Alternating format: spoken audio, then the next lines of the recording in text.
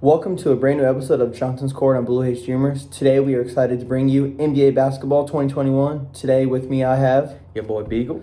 and we are excited, like I said, to bring you NBA Basketball. And we've been watching basketball. The playoffs did start yesterday, so this podcast is kind of a day late, but that's okay. We're still going to dive right into it because we are huge basketball fans and we are ready to talk about it and get into it.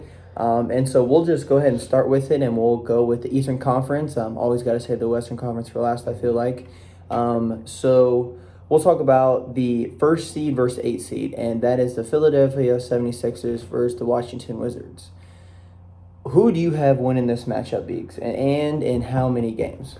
Well, we saw from game one that the Washington Wizards are going to put up a fight. They're not out there. They're no pushover 8th seed. They obviously earned their right to be in the playoffs coming out of the play-in tournament. But I just feel like MVP Joel Embiid is just too much to handle for this 8th seed. They're well coached by Doc Rivers, and they got shooters around them.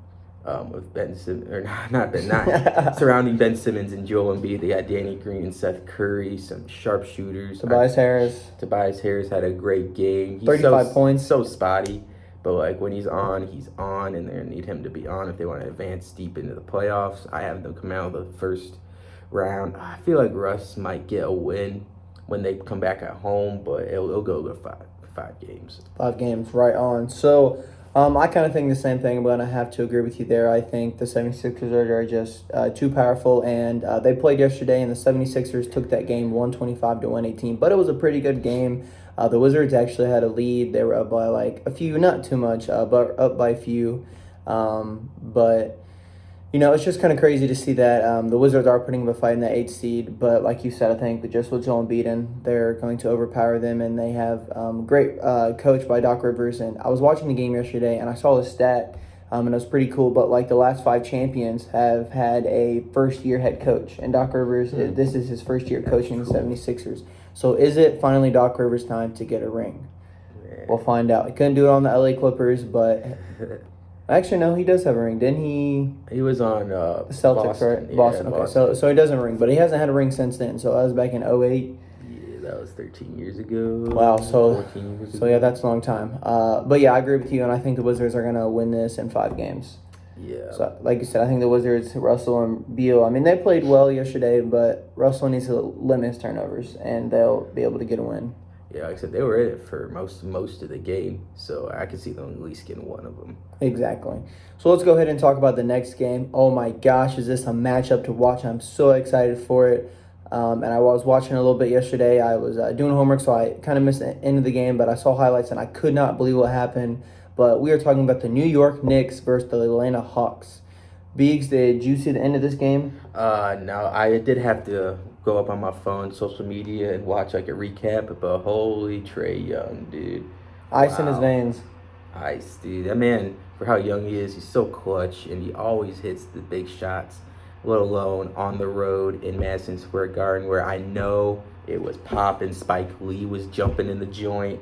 Everything was going down in Madison Square Garden but the win. So I really think this goes to 7. It's going to go the distance. God. It just looked like Trae Young didn't, first playoff appearance didn't faze him. No, not at all. He was able to just go out there and play like he had been all season long. Yeah. But it's going to go 7. God, this is really like a coin flip series for me. I'm going to be rolling with my dude Tom Thibodeau and D Rose with the New York Knicks. I think they move on for the first time in... Since 2012, 2013? I don't think they moved on that year. Oh, they might not. Yeah, they made the playoffs, so... Ooh, I'd have to go back and look at the stat. Yeah, I'm not sure when they advanced past the first round. But, I'm going to agree with you there as well. I think the Knicks will be able to win this. I could see it going 6 or 7, probably 7 since the Hawks took game 1, and now they have momentum. And they took it on the road in New York, so that was pretty crazy. The possession before, Derrick Rose ties it up with a floater, and then Trae Young comes down and just hits that crazy shot. And so I thought it was just awesome and exciting to see a young team in Atlanta Hawks and future of the league, Trae Young, versus the New York Knicks, who have Julius Randle, who should and probably will win Most Improved this year. And This is a 4th and 5th seed matchup, so this is super exciting to watch. But the Hawks do take a 1-0 lead, but it's going to be super exciting It's to anybody's series. exactly to watch every single game. And so we will go on to the next game, which is the Milwaukee Bucks at the 3rd seed playing the Miami Heat. Now, this is a recap of last year's Eastern Conference Finals with the Heat taking it, and let's see what the Bucks have to say about that. And the Bucks were able to take Game 1, by the way, which on a Chris Middleton game-winning shot in overtime, but Butler was able to force overtime, so that was pretty awesome to see. But Beeks, how do you think this is going to play out? Do you think the Heat beat the Bucks again, or do the Bucks actually have something to say? Well, let's see. They lost. It was a close game, but Jimmy Butler and Bam Adebayo, the two main dudes, played pretty below average, They did. below par. I know Jimmy Butler forced into OT, but like he shot like 4 for 17 or Something like that. Yeah, I saw. Yes, that was very a low. very, very low shooting percentage. So if they can get together and come together and form their bonds and get it to go and get all their stuff together, man, I know the Bucks do have a lot of proof though this year. I know they got that chip on their shoulder that this is Giannis. This will be what, the 3rd year in a row Giannis don't make the finals.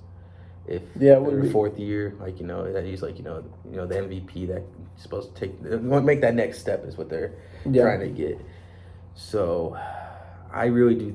The Bucks' shooting has improved tremendously. Going out and get my man Bobby Portis. Holiday's out here performing. He is. They did pick him up this year.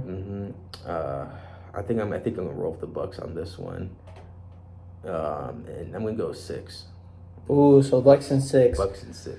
So yeah, I think this is a coin flip for me, kind of like you said, the Hawks and the Knicks. But I'm gonna have to put my money on the Miami Heat. I think the Miami Heat, the way they played last year. I know Giannis did get hurt, I think, after Game 1, so like that really helped the Heat get over the Bucks. But I think with the way that the Heat were able to stay in it, and Jimmy Butler and Bam didn't play very well, they definitely have something to prove Game 2 and the rest of the series. And so I think the Heat, they went to the finals last year, and I think they can beat the Bucks again. But if they're going to do that, I do see this going to 7 games, just because the Bucks are going to put up a fight with the addition of Drew Holiday and Bobby Portis, like you said, and Giannis has something to prove. So I've got the Heat going on here, but it's going to be a great series. And honestly, every series is going to be great that we talk about here. And that's the exciting, beautiful thing about basketball and this few years that have been coming up, like, the Nets are good now, the Knicks are good this year, and it's just awesome to see that all these teams are. It shows how quickly it could change because the top 4 seeds in the East were the bottom 4 seeds A few years ago. 4 years ago. But yeah, 4 years ago. So yeah, Like, literally, that's just 4 years. So yeah, that's pretty wild to see that happen. And so we're gonna move on to the final matchup in the first round, and that is the Brooklyn Nets at the 2 seed versus the Boston Celtics at the 7 seed. The Nets were able to take Game 1, but watching that game, the Nets' big three didn't start out very well in the first half, but they were able to pick it back up in the second half, and they combined for, I think, 82 points total. Kevin Durant went off. James Harden did pretty well, and so did Kyrie. But what do you think about this series with the Celtics going and facing the Nets' big three that are projected to make the finals, potentially win the NBA Finals? And how do you think that losing Jaylen Brown is going to affect this Celtics team? Yeah, Celtics have no chance. I think this is a sweep.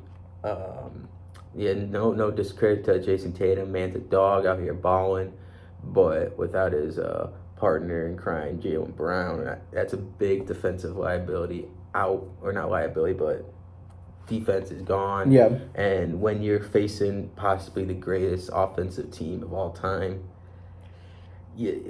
it's hard. You're not gonna outscore them. You can't stop them. So yeah, you got to have that defense presence there. Yeah, and the big three are doing what we thought they would. They're all gonna eat. They're all gonna get their stats. But I think their main problem right now is like when it does come time, crunch time, who are they gonna put the ball in their hands to? Because there's been a bunch of times where it looked like Kyrie could have got a layup, but then he passed out to Harden. And Harden's like, nah, I'm gonna pass it to KD. But who's going to take that final shot when the time comes? That's very true. I think they still got to figure that out. But once they do, I think they do go the chip and win. Absolutely. So you have the Nets sweeping them here. Yes, no hope at all for Boston. So, unfortunately, I'm gonna have to agree with you there too. I mean, sweeps like aren't very fun to see just because like you want to see a pretty like good like fighting series. But like you said, with the addition of losing Jaylen Brown, the Nets definitely have it in the bag. With the big three. And like I said, the Nets were able to take game one, and they didn't start off too well. But if they start off well, these next three games, it's just not even gonna be close. But Jason Tatum, he's gonna put up 40. He's gonna put up at least 30 every game, so he's gonna have a well series for him. But it's just Kimba's got to step up. Marcus Smart's got to step up. Like there's, Tristan Thompson has to step Shout up. out to Robert Williams on breaking the franchise record for blocks for the Celtics, 9. He almost had a triple-double of blocks, rebounds, and points. And that's he was one rebound shy. You gotta think of the great Boston defenders that came out. Kevin Garnett didn't get this feat. No. Kevin McHale didn't get this feat. Like, all these people, great defenders, didn't get it. So shout out to that man. Absolutely, and so that's awesome to see Youngblood coming up and making his presence felt, and that's great. Bill Russell didn't even get this. No, he did not. So that's crazy, and Bill Russell, one of the all-time greats. So that wraps up the Eastern Conference.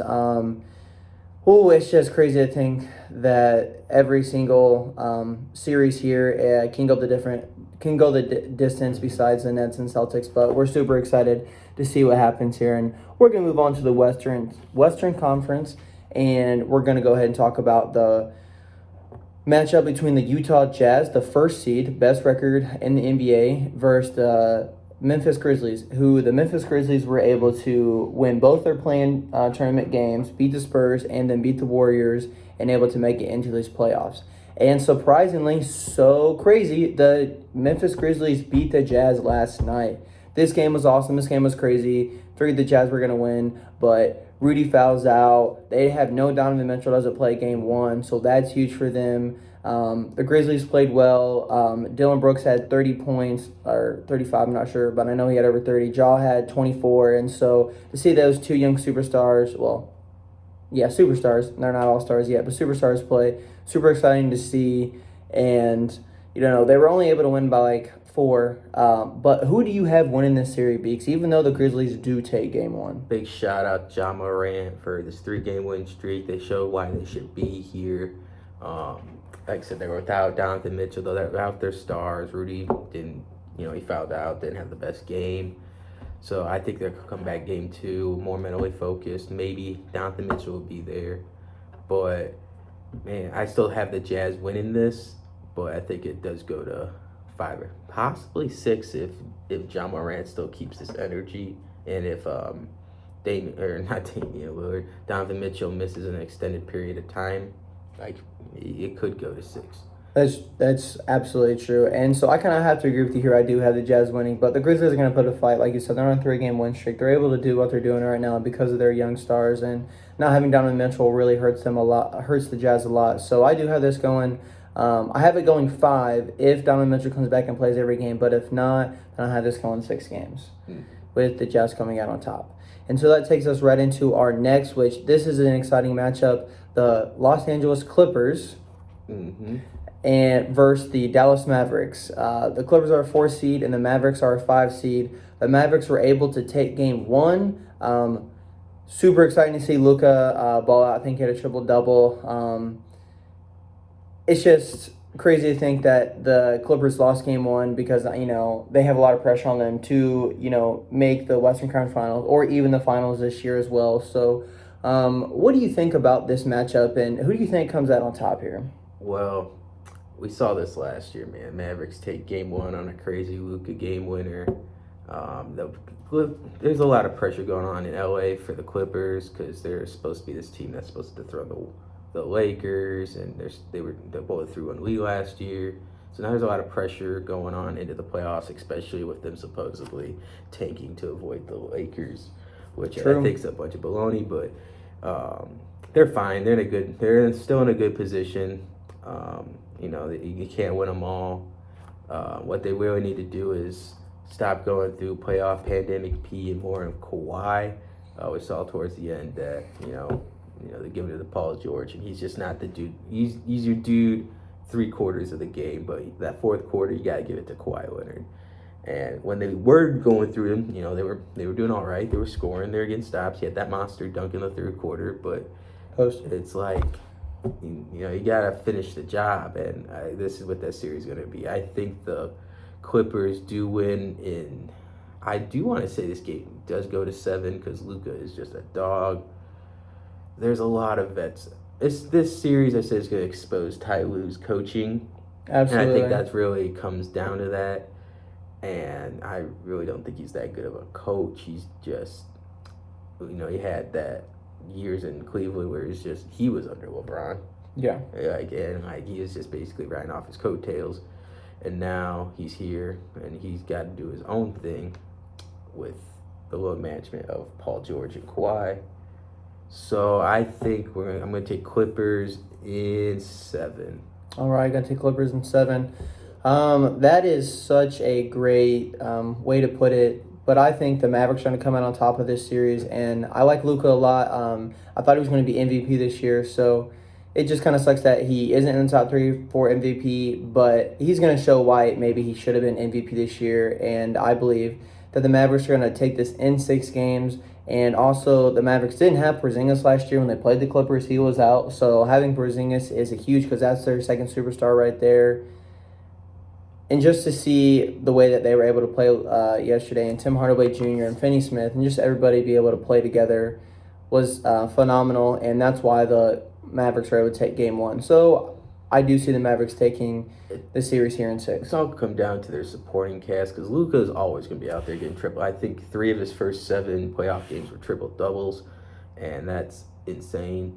But it's all going to depend on what Tim Hardaway does and the Finney Smith. Are they going to stay consistent? Because when they're not hitting, Luka's doing all this stuff, but they still lose. Exactly. So everyone's got to be a great supporting cast. And that bench has to play well, too. So that takes us into our final 2 matchups of this Western Conference. And we have the Denver Nuggets at the 3 seed playing the Trailblazers at the 6 seed. The Trailblazers took Game 1 of this series. What do you think about this series? Even though the Nuggets are a 3 seed and were able to, stay afloat with losing Jamal Murray, how do you think this plays out for possibly the MVP, Mr. Jokic?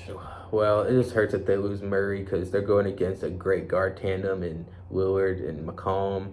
And I think that's where they're exposed the most matchup. And Enes Kanter and Nurkic are great centers, great defensive centers. They're good rebounders, which is what you need in the playoffs. I think this is going to be my first upset and my only real upset of the first round. I think the Blazers take it in 6. They just don't have the guard play to keep up with Damian Lillard. And, if I'm Carmelo Anthony, I'm hurt right now. How's your team that drafted you spend, 8 years with them? Literally took them to the Western Conference Finals. How did they boo you like that? That's just real terrible of a city for them to do that. And it gives him a little chip on his shoulder. He went out. He scored, he had 12 points in the first half, coming off the bench, too. 18 to end the game. He had a real productive game and just needed to keep riding that. And I would look to see Melo advance. I think I'm going to take the Trailblazers in 6. Trailblazers in 6. And you know what? I'm going to have to agree with you here. Like you said, the guard play here with Dame and CJ is just going to expose them. Not having Jamal Murray, which is their second best player scoring-wise, he really makes people better as well. And so Michael Porter Jr. has to take on that role, and he did pretty well. He actually had 25 points, I think, the first game. So wasn't really sure how well he was going to do, but because this is his no, he played last year in a few games, but this year he's actually really being that number 2 man. And with Jokic, even though he might put up 40, he might put up a triple-double of 40 points, I just don't see it happening. It's kind of like the Jason Tatum. Very hard to have a center leading team. Denver Nuggets have shown it can be done, but without Murray, I just don't think it's you got to have that point guard. Absolutely. And so I do see the Trailblazers here winning in 6. And like you said, Melo played well, and everyone in that team has to keep playing well because they could potentially be going on and playing either in the second round, the Phoenix Suns, the 2nd seed with Chris Paul, or versus the Los Angeles Lakers, who are the 7th seed. This was a crazy game. I couldn't believe everything that was happening, going on. I was watching in my car. I was driving. I was just like, man, like I can't miss a single second in this game because I got to know who wins. And the Suns took game one in Phoenix, so it was a home game, and they won 99-90. Tell me your thoughts, your reactions. What do you think of this series? Who has more pressure on them? The Lakers, obviously. I think it just, it's all going to come down to Anthony Davis. When he's not playing well, the whole team, like LeBron's going to do all right, but like we said with Luka, if AD and LeBron are not playing well together, if one of them, like if LeBron's on the bench or LeBron's having a slow start, the whole team's a mess. They don't know what to do. And the supporting cast around them is just not strong enough they have solid pieces, but they're just not strong enough. And then they're going against a hungry Suns team that hasn't been here in forever. And they're led by a vet in Chris Paul. Now he did get banged up pretty good. We saw him being sloppy with the ball. Right shoulder contusion is what they said. Yeah, so that's a break for the Lakers to help them out, but Devin Booker had a game. Yeah, Devin Booker has his shot at 35.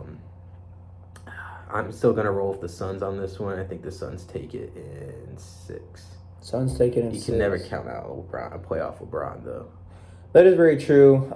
It's crazy just to think that the Lakers are playing the Suns. I kind of really wanted them to play the Jazz because I figured that playing the Jazz they would have had a better shot. Just because I did want to see the Suns go far in the playoffs with the addition of Chris Paul and Devin Booker putting up 35, which he should be. He is the man of that franchise. Chris Paul came there to make him better. And then they also got DeAndre Ayton back yesterday. He had 22 points and 16 freaking rebounds. Like, he was outplaying Anthony Davis all day long. Anthony Davis had 4 freaking rebounds.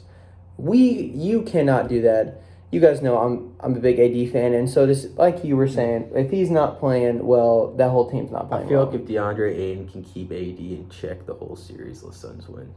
Absolutely, and I have to agree with that because, like you said, LeBron's going to go off, and that supporting cast will Caldwell Pope, Kyle Kuzma, Dennis Schroeder. I'm not worried about Kyle Kuzma. Yeah. You have Wesley Matthews. You also have Harrell. That game with Shippy yesterday, that game, really, did go the distance. The Suns were able to win by 9. But, I'm still going to roll with AD and the Lakers here. And, LeBron was able to hit that crazy shot versus the Warriors to get here. And so he needs to play well this series. And he needs to start off fast. He needs to start off well. And that's something that I've noticed that, if he isn't starting off good, it's hard to come back. If you have the lead, it's easier to keep it than it is to try and catch up. And so I just hopefully the Lakers can really get their stuff together. Game 2 is in Phoenix again, so it's a big game. LeBron needs to come out and punch them in the face and tell them, we're going to tie this up. But if they go down 2-0, I know it comes back, but still, that is going to be very tough. And LeBron's never lost in the first round. He's 14-0, so let's hopefully keep that streak alive at 15-0. But AD has to play better. AD has to at least have 20 points per game. He has got to play the position that he is. He can't let DeAndre Ayton bully him and get more rebounds than him and play better than him. So we'll see how this series goes, but I see the Lakers, if they do get their stuff together, with the injury of Chris Paul, I don't know how well that's going to affect them, but I see the Lakers winning in 6 here. But if Chris Paul is able to come back healthy, then I see Lakers winning in 7. But hopefully Lakers can win in 6 and move on to that second round. So that wraps up the Western Conference and the Eastern Conference. And we are going to talk a little bit about here the games for tonight. First game starting at 7:30 is the Miami Heat versus the Bucks. It is at the Bucks again.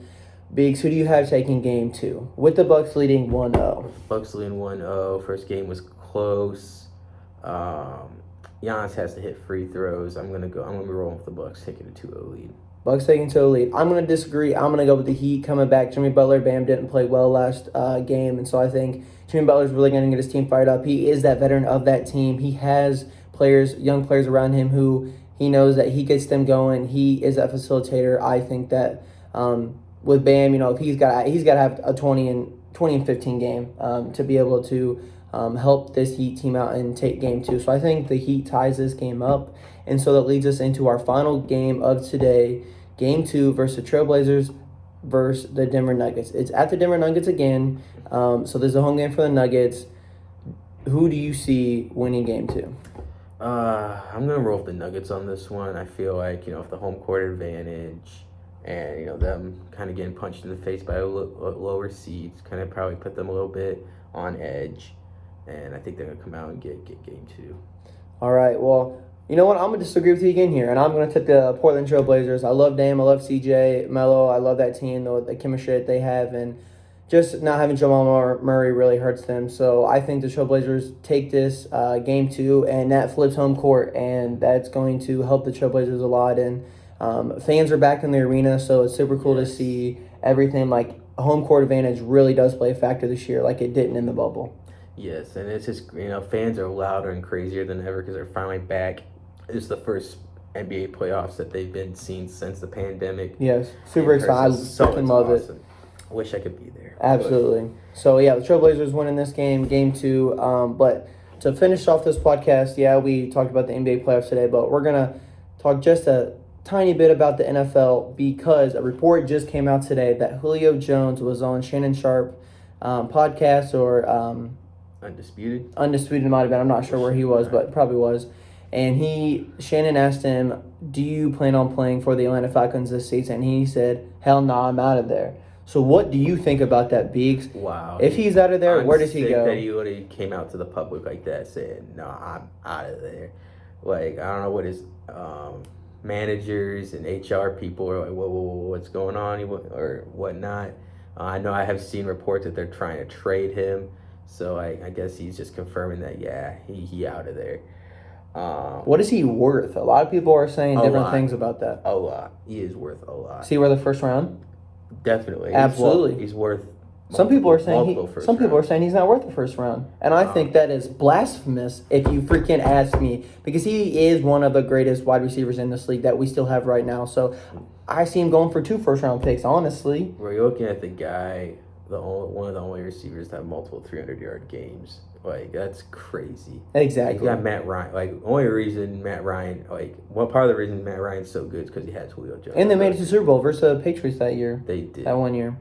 And they blew a lead. 2017. And Julio had that crazy catch there, too. Like, he's literally got some of the best. Him, DeAndre Hopkins probably have the best hands in the league. Exactly. So, to wrap it up, where do you see him going? If he does get traded, it's going to depend on who wants to go get him. I've seen the Colts can go wanting to go after him.